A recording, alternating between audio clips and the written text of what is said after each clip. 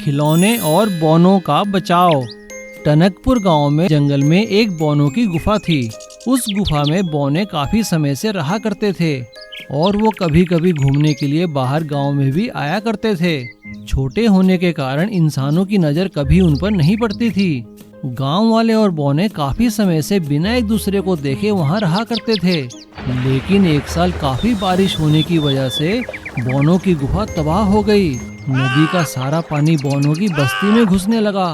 उनके घर टूटने लगे। हे भगवान, इस बरसात ने तो सारे घर तबाह कर दिए। अब तो नया घर बनाना होगा। चलो सरपंच से बात करते हैं। सभी बौने मिलकर अपने सरपंच के पास गए। सरपंच जी, जल्दी जल्दी नए घर बनाने का इंतजाम करिए। बरसातों के मौसम में सारे घर बर्बाद हो चुके हैं। ठीक है, लेकिन घर बनाएगा कौन? सरपंच की बात सुनकर एक बौने ने कहा, हम बनाएंगे। मैंने गांव के बच्चों को खेलते हुए देखा है। उनके पास नए नए तरीके के खिलौने हैं। हर तरह का खिलौना है जिनसे घर भी बनाया जा सकता है। सरपंच ने बौने की बात सुनकर कहा, क्या कहा? ऐसी बात है तो जाओ, उन खिलौनों को यहाँ ले आओ। सरपंच से आज्ञा लेकर कुछ बौने हिम्मत करके गांव में गए और वहां से उन्होंने बच्चों के खिलौने लाने का सोचा। चलो दोस्तों, वो पिंकू का घर सब जानते हैं ना, उसके पास 100 से भी ज्यादा खिलौने हैं। कुछ खिलौने जो हमारी जरूरत के हैं, आज रात हम गायब कर देंगे। वे सभी रात को चोरी छिपे पिंकू के घर गए। बौनों ने पिंकू के खिलौनों में से अपने काम के खिलौने उठाए और उन्हें लेकर आ गए। अरे वाह, चलो घर बनाते हैं। बौनों का सरपंच भी खिलौनों को देखकर बहुत हैरान हुआ। अरे वाह, ये तो वाकई में इंसान की बनाई हुई नायाब चीज है। लेकिन सुबह उठने पर जब पिंकू ने देखा कि उसके खिलौने गायब हैं, तो वो दुखी हो गया। पापा पापा, मैंने आंगन में अपने खिलौने रखे थे, सारे खिलौने गायब हैं। बेटा, क्यों परेशान हो रहे हो? अपने बच्चे को रोता देख पिंकू की माँ ने उसे एक उपाय बताया। एक उपाय लगाती हूँ। आज रात अगर चोर आया तो जरूर उसका पता चल जाएगा। तू ऐसा कर, अपने पुराने खिलौने पर मेरी नील पॉलिश की शीशी लगा दे। सारे रास्ते वो गिरता जाएगा और हम उसे पकड़ लेंगे। हाँ, ये ठीक रहेगा माँ। पिंकू ने वैसा ही किया। रात होते ही बौने फिर से खिलौने उठाने आए। बौने पिंकू के कुछ खिलौने उठाकर अपने साथ ले गए, लेकिन सारे रास्ते में नेल पॉलिश गिरती गई और नेल पॉलिश के निशान का पीछा करते करते पिंकू बौनों के देश तक आ पहुंचा। पिंकू को देखकर बौने हैरान हो गए। बौनों ने पिंकू को अपनी सारी समस्या बताई। हम तो यहीं पर रहते हैं बरसों से, लेकिन वो क्या है ना, बरसात में हमारे घर टूट गए हैं। हम नए घर बना रहे हैं। हमारे पास औजार और मशीनें नहीं है। तुम्हारे खिलौने देखकर लगा कि हम जल्दी बना पाएंगे। अच्छा, तो ये बात है। क्या तुम मेरे खिलौने जल्दी ही वापस कर दोगे? बिल्कुल, घर बनने ही वाले हैं।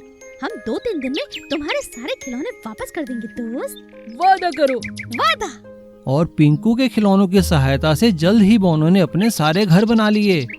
बौनों ने पिंकू का शुक्रिया किया और खिलौने चोरी करने के लिए उससे माफी मांगी। शुक्रिया दोस्त, तुमने हमारी मदद की। हमारे घर तैयार हैं, लेकिन वो चोरी के लिए हमें माफ करना। सुंदरनगर में राम और श्याम नामक 2 भाई अपनी माँ के साथ रहा करते थे। उन दोनों का कचौरी का कारोबार था। राम बहुत अच्छी कचौरी बनाया करता था और श्याम बहुत अच्छी सब्जी। राम ने घर में ही कचौरी बनाने की एक मशीन लगाई हुई थी। वो उसमें बड़ी खस्ता कचौरियाँ बनाता और श्याम बाजार में अपनी दुकान में सब्जी के साथ उन्हें बेचा करता था। दोनों का कारोबार बहुत अच्छा चल रहा था। वे अपनी माँ के साथ बहुत खुश थे। राम की शादी हो जाने के बाद उनकी खुशियाँ और भी बढ़ जाती हैं। नई बहू के घर आने पर उनकी माँ राम से कहती है, बेटा, मैं तो चाहती हूँ कि अब बूढ़ी हो चुकी हूँ मैं। तुम और तुम्हारी पत्नी कारोबार संभालो और शाम को भी संभालो। ये सुनकर राम की पत्नी कहती है, क्यों नहीं माताजी? कुछ दिन तो सब कुछ ठीक चलता है, लेकिन इतना कारोबार देखकर राम की पत्नी के मन में लालच आ जाता है। वो एक दिन राम से कहती है, अजी सुनते हो, सारा दिन कचौरियाँ बनाते हो आप, और ये शाम सिर्फ दुकान पर खड़ा होकर सारा मुनाफा ले लेता है। नहीं बिमला, ऐसा नहीं है। मुझे मेरे भाई और माँ पर पूरा भरोसा है। मैं सब समझती हूँ, माताजी भी इसी का साथ देती हैं। मैं तो कहती हूँ हमें अपना कचौरियों का काम अलग शुरू कर देना चाहिए, नहीं तो इनके गुलाम बनकर ही रह जाएंगे। अपनी पत्नी के बार बार कहने पर राम के मन में भी लालच आ जाता है और वो एक दिन अपनी माँ से कहता है, माँ बस बहुत हुआ, अब मैं खुद बाजार में कचौरी बेचा करूँगा।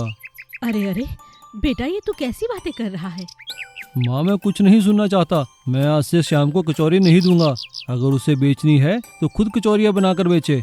अपने भाई और माँ की बात सुनकर श्याम कहता है, भैया अगर तुम ऐसा चाहते हो तो कोई बात नहीं, आप खुद कचौरियाँ बेचो। ये लीजिए दुकान की चाबी। माँ चलो हम कुछ और काम देख लेंगे। चलो श्याम, हमें ही यहाँ से जाना चाहिए, चलो चलते हैं। ऐसा कहकर श्याम और उसकी माँ उनके दूसरे घर में रहने लगते हैं और राम और उसकी पत्नी दुकान में कचौरियाँ बेचने लगते हैं। और इधर माँ श्याम से कहती है, बेटा ये मैंने कुछ पैसे जमा किए थे, बाजार से जाकर एक ठेला खरीद के ले आ, और हाँ कुछ कचौरियों को बनाने का सामान भी ले आ। हम एक बार फिर से शुरुआत करते हैं। जी माताजी। श्याम ऐसा ही करता है। उसकी माँ कचौरियाँ बनाती है और श्याम सब्जी, और वो दोनों बाजार में कचौरियाँ बेचने लगते हैं। राम कचौरी बनाना तो जानता था, लेकिन वो ये भूल गया कि उसको सब्जी बनानी नहीं आती। घटिया सब्जी के साथ कचौरी बेचने के कारण उनके दुकान की बिक्री कम हो गई और इधर श्याम और उसकी माँ के हाथ की बनाई कचौरी और सब्जी धड़ाधड़ बिकने लगी। अब सभी लोग राम की दुकान से नहीं, श्याम की दुकान से कचौरियाँ खाने लगे। ये देखकर राम को अपनी गलती का एहसास हुआ। राम अपनी पत्नी को लेकर अपनी माँ के पास जाता है और उससे माफ़ी मांगता है। माँ मुझे माफ़ कर दो, भाई श्याम घर वापस चलो। माताजी मुझे माफ कर दीजिए। राम की माँ उसे माफ़ कर देती है। श्याम और माँ दोनों वापस घर आ जाते हैं और फिर से पहले की तरह काम करने लगते हैं और वो सभी फिर से खुशहाली से रहने लगते हैं। Long bridge. धर्मपुर गांव में नदी पर एक छोटा सा लकड़ी का पुल था, जिसे पार करके यात्री इधर से उधर आया जाया करते थे। वहाँ के लोगों का शहर जाने का वही एकमात्र साधन था।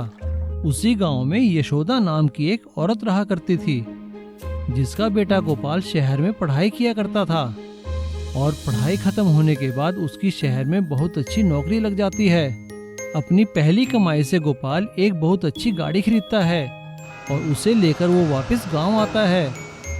लेकिन पुल के पास आकर वो हैरान और दुखी हो जाता है, क्योंकि उसकी गाड़ी पुल के पार नहीं जा सकती थी।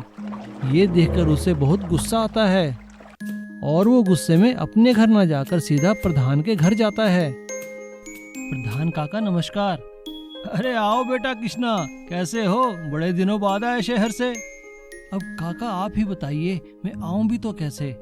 मैंने इतनी तरक्की की है, लेकिन इस गांव में मैं अपनी गाड़ी भी नहीं ला सकता। मैं तो बस आपसे यही कहने आया था कि आप कुछ करते क्यों नहीं? अरे बेटा, मैंने सरकार को बड़ी चिट्ठियां लिखी है, हमारे गांव के लिए एक पक्का पुल बनाया जाए, लेकिन कोई सुनवाई नहीं होती बेटा। अब तुम जवान लोग ही कुछ कर सकते हो। वो ये सब देखकर हैरान था कि गांव ने अभी तक कोई भी तरक्की नहीं की है। लेकिन प्रधान काका, अगर कोई बीमार हो जाए तब आप क्या करोगे? यहाँ तो एम्बुलेंस भी नहीं आ सकती। अरे बेटा, इसी बात का तो रोना है। कई लोगों ने तो रास्ते में ही जान दे दी है, वो भी इस पुल की वजह से। प्रधान के मुंह से यह सब सुनकर वो बहुत उदास हो जाता है। तभी वहाँ एक औरत रोती हुई आती है। हाय राम हाय, मेरे बेटे को सांप ने काट लिया, कोई बचाओ, कोई इसे अस्पताल ले जाओ, अरे कोई हमारी मदद करो। उस औरत के साथ साथ गोपाल की माँ यशोदा भी वहाँ आती है। वो गोपाल को देखकर हैरान हो जाती है। अरे बेटा, तू कब आया और घर क्यों नहीं आया? यहाँ क्या कर रहा है? देख ये बेचारी कैसे बिलख रही है। जानता है इसके बच्चे को सांप ने काट लिया, अब इसे कैसे अस्पताल पहुँचाए, कुछ समझ नहीं आता। गोपाल ये सब देखकर हक्का बक्का रह जाता है। तभी अचानक वो बच्चे को गोद में उठाकर भागने लगता है और एक लड़के को अपना फोन देकर उसका वीडियो बनाने को कहता है। वो बच्चे को गोदी में लिए भागता है और भागते भागते पुल पार करता है और उसे अपनी गाड़ी में बिठाकर अस्पताल ले जाता है। धीरे धीरे उसका ये वीडियो वायरल हो जाता है और उसका वीडियो वायरल होते होते मंत्रियों और सरकार के बड़े बड़े अधिकारियों के पास भी पहुंच जाता है। लोग उनसे सवाल करने लगते हैं। सरकार में बैठे मंत्री शर्मिंदगी से बचने के लिए उस पुल के निर्माण का तुरंत आदेश देते हैं और इससे संबंधित एक चिट्ठी प्रधान के पास पहुंचती है। पुल के निर्माण कार्य का आदेश प्राप्त करके प्रधान बहुत खुश होता है। प्रधान चिट्ठी लेकर भागा भागा अस्पताल आता है और गोपाल से कहता है, कृष्णा बेटा, एक खुशी की खबर है। कहिए प्रधान जी, क्या बात है? बेटा, तुम्हारा वीडियो वायरल हो चुका है और सरकार ने तुम्हारे वीडियो को देखकर हमारे गांव में पक्का पुल बनाने का आदेश दे दिया है। बेटा, तुम्हारी जीत हुई। सरपंच काका, ये मेरी नहीं, ये पूरे गांव वालों की जीत है। गांव में पुल बनने का कार्य देखकर सभी गांव वाले राहत की सांस लेते हैं।